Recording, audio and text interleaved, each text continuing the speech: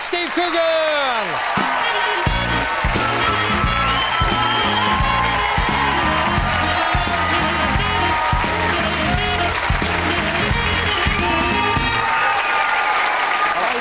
I'm all right.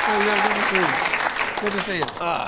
Well, now, obviously, running a show like this, the first person I want to talk about is him, Alan Partridge, Oh, yes. talk show king. Now, how was he born, and more important, why? Well, there are a lot of people who think he should have been strangled at birth. Yeah. But he's helped me pay the bills, so I quite like him, really. How was he born? He was born on Radio 4. Oh, started on radio? I didn't know. Yeah, he started on Radio 4. It just said, there was a script, and it just sort of said sports presenter. And I sort of did this amalgam of every sports presenter I could think of. I sort of did this, this sort of voice that's very sort of professional, very enunciated, very clear, and very professional. It's one of those presenters who actually, even though he's not quite sure what to say next, keeps speaking, because that's what professionals do. That's right, they do that. That would have been fine. I'd have been happy for Alan to stay there, but then he became a talk show host based on anyone in particular? Oh. What are you looking at me for? No? No, did you base him on anyone? Well, he's sort of the recipe for Alan Partridge is sort of various ingredients. I was sort of a spoonful of Alan Titchmarsh, a ladleful of Richard Madeley, and you know, a few slices of David Coleman, sprinkled liberally with a bit of Des O'Connor. Oh, thank you. You said no, but I'm saying it the nicest possible way. I mean, you're like Alan Partridge is like you, but without the class. Oh, you crawler, Steve, you crawler. A lot of people, Steve, didn't get the joke. No, I know. No, my cleaner lady, Jean, she came in and followed me and she said, "Did you see that obnoxious talk show host last night?" She said, "You're better than him." It's funny, because my cleaning lady loves you. Yes. So there you go. But no, actually, I've got a couple of letters here. This is from the when we first did the radio show. Yeah. And there was a lot of letters of complaint by people who thought it was real. And these are genuine letters of complaint. I'll just read you a bit out, right? Dear Sir, for 30 years or more, I've listened to Radio 4, and never once have I felt it necessary to write to you to protest about one of your programmes. Last Tuesday evening, I happened to hear a programme called Knowing Me, Knowing You with Alan Partridge. I turned it off and turned to Classic FM for a little soothing music. Last night, Alan Partridge was on the air again, and the first guest was a 9-year-old child genius with his father.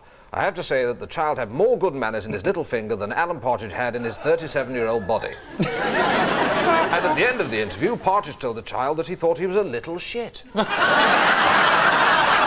consider this is outrageous behaviour, and Partridge should be shown the door immediately. If you think that being rude to people on radio programme is funny, then I can assure you that your listeners do not. I should like to suggest that this man's programme is taken off the air with immediate effect, and we hear no more of him at the BBC. And there's another one. It's a slightly different one here. Where we are. One more. Dear Madam, Sir, I'm writing to request that the governors be asked to listen to a programme that I wished I had not heard. Last Tuesday, 1st December, on Radio 4 at 6:30 p.m, called Knowing Me, Knowing You. Mr. Alan Partridge would be the last person in the world I would wish to know, or indeed any of his researchers listed in the Radio Times. They're actually both written by women, but I just think it sounds better with an old bloke's voice.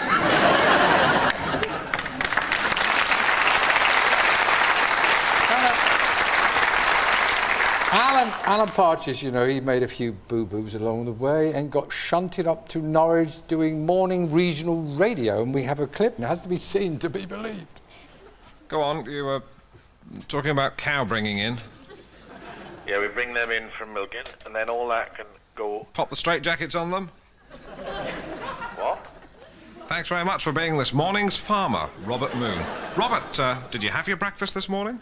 Well, I reckon the way things are... Can you just answer yes for the purposes of a joke? Yes. In which case, you must be a full moon. Hello? I'm still here. Yeah, I was making a pun on your name. All right. Anyway, thank you very much for being this morning's farmer.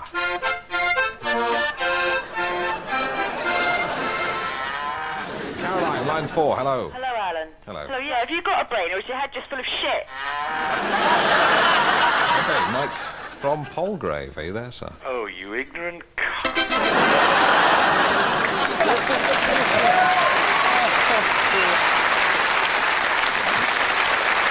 He is definitely He's definitely wasted on the radio. Get him back on the... Are we going to see more of him on TV? Well, not for a while. We always think, you know, sort of less is more. I don't know what that means, but it sounds impressive. But no, we think we'll do something in a couple of years. But we think we've seen him at rock bottom. I think he should start to do well again. We're thinking of maybe getting him on regional television news. You know, I can see him sort of in the next series, you know, going, hello and welcome to Look East with Alan Partridge. You know, and sort of doing some news stories on there. So he might be doing quite well in the next series. You know, I've got a slightly better car. You are an actor, and a fine actor. Don't embarrass you, but you're a fine actor. So I agree with you. I'll never argue with you, Des. But Peter Sellers, a lot of the people that start off with impressions, like, you know, actors like I mean, that's the first grounding, and then they go onto films. What are your first impressions of your impressions? That very clever, very clever. That's sort of Alan, isn't it? What are your first impressions of your impressions? The first thing I used to do all the... I told a friend I was coming on the show, and he said, please, whatever you do, don't do a Frank Spencer impression. That really is scraping the barrel. So, I'm afraid I'm going to disappoint you.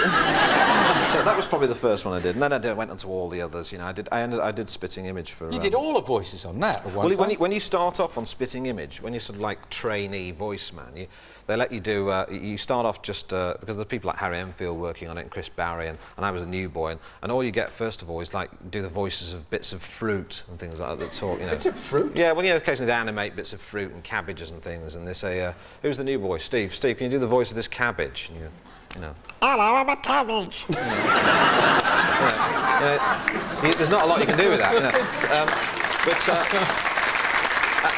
And then eventually, you know, when they all go, you start to get you're sort of very keen. You go, they say, oh, who can do Neil Kinnock? You go, oh, can I do him? I can do Neil Kinnock. You know, hello, that's right. They don't speak like that, but little Paddy. You know, was that before or after your radio commercial days? Oh, that's a grounding. But it is. I used to do loads of radio commercials. I did all those I did things like, get down to Top Man today. Horrible acrylic sweaters only $3.99. Horrible polyester trousers only $14.99. It's all going to go. So hurry, hurry, hurry. I did that, you know, which is. I never thought I'd get a round of applause for that. You know. Well, people recognise that instantly. They do, but it's always struck me as bizarre because nobody ever speaks like that. Nobody speaks like that in the real world. Imagine going for a drink to the pub and someone saying, "Hey, Des, what are you having? I'm going to the bar to get the drinks in. It's last ordered and it's your round, so hurry, hurry, hurry."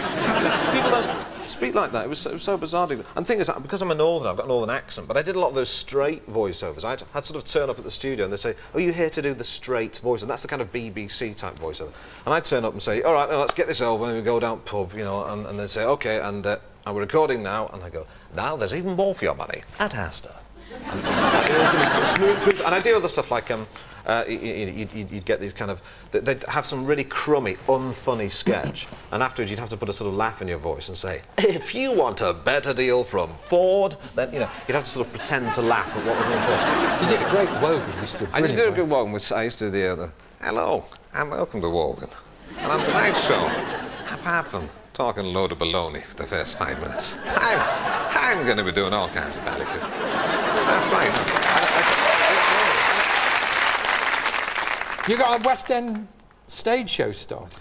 That's right. I'm doing a big show. At the Lyceum. Is it a one-man show?